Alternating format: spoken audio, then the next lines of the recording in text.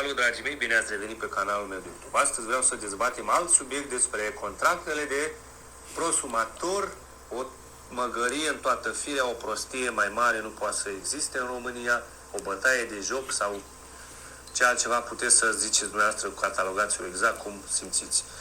Din materialul anterior, cei care l-ați urmărit sau care nu l-ați urmărit, urmăriți-l, în care vă spuneam că am pierdut 3000 de kW, producția mea pe o vară întreagă, pe 3 luni de zile. N-am putut să-i recuperez, deși am făcut câteva demersuri necesare, aștept răspunsurile și o să vă comunic ce o să se întâmple cu kilovații. Am cerut la mai multe instituții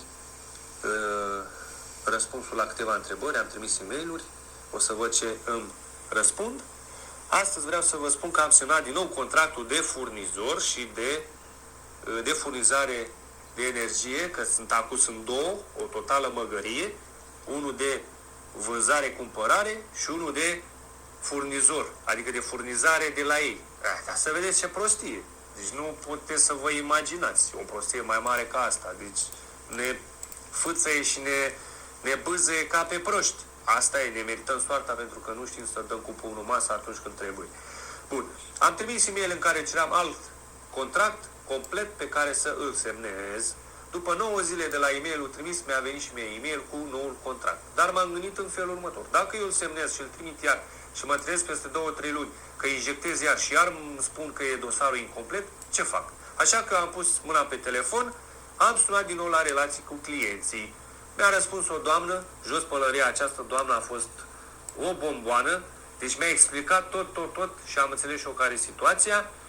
Nu o să dau multe detalii, dar dacă erau toți consultanții de la relații cu clienții, la fel ca doamna, sigur nu exista problemă nici la mine, nici la ceilalți prosumatori sau ceilalți cumpărători de electricitate de la alți furnizori. Dacă ar fi toți ca doamna să explice exact cum e și cum stă treaba, eu zic că ar fi tot ok.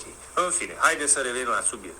Am sunat, mi-a răspuns doamna, i-am explicat toată treaba, exact ce am spus și în videoclipul anterior, i-am explicat tot și mi-a spus așa: ca să nu mai aveți probleme, eu vă fac programare direct de aici, de la București, la dumneavoastră acolo la sediu, la Drobeta, Turnul Severin, vă dau număr de ordine, vă dau oră, vă dau tot și dumneavoastră vă prezentați cu bilețelul acolo și o să semnați contractul dumneavoastră și nu mai trimiteți prin e-mail ca să nu mai existe probleme. Bun și făcut. Mi-a făcut doamna tot ce trebuie, mi-am luat la revedere, i-am mulțumit foarte frumos că a fost amabilă și acum am plecat la Severin, la Drobeta, Turnul Severin, la sediu.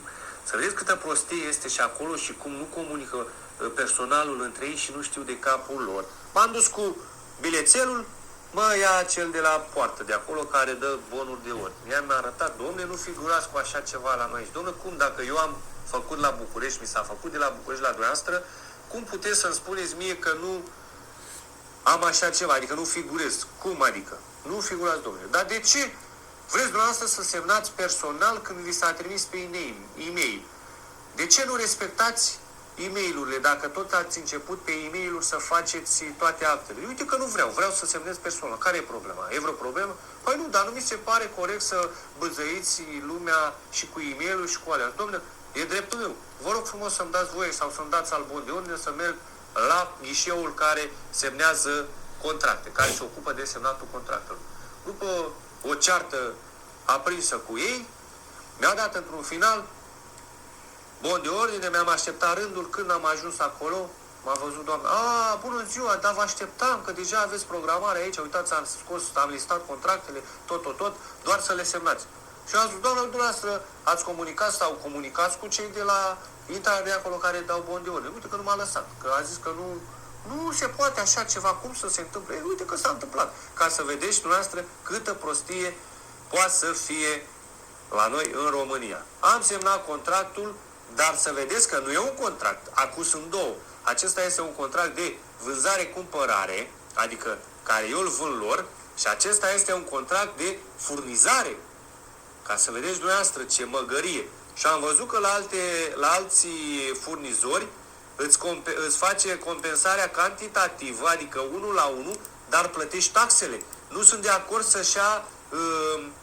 să-și ia contravaloarea taxei din cont, din ce livrezi dumneata, adică din ce livrăm noi la ei, avem o cantitate, niște bani acolo în contul ăla. Nu, trebuie să plătești tu, să te duci la ghișeu să plătești taxele. Și am înțeles că au primit somații de debranșare pe chestia asta, că nu s-a plătit taxele. S-a făcut compensarea 1 la 1, dar li s-a trimis acasă factură în care erau obligați să plătească ei taxele de transport și ce mai au ei acolo, în loc să ia ei direct din soldul care există în contul nostru acolo la ei. Deci o măgărie și o prostie și asta se caută ca să ne zăpăcească. Deci sunt două contracte.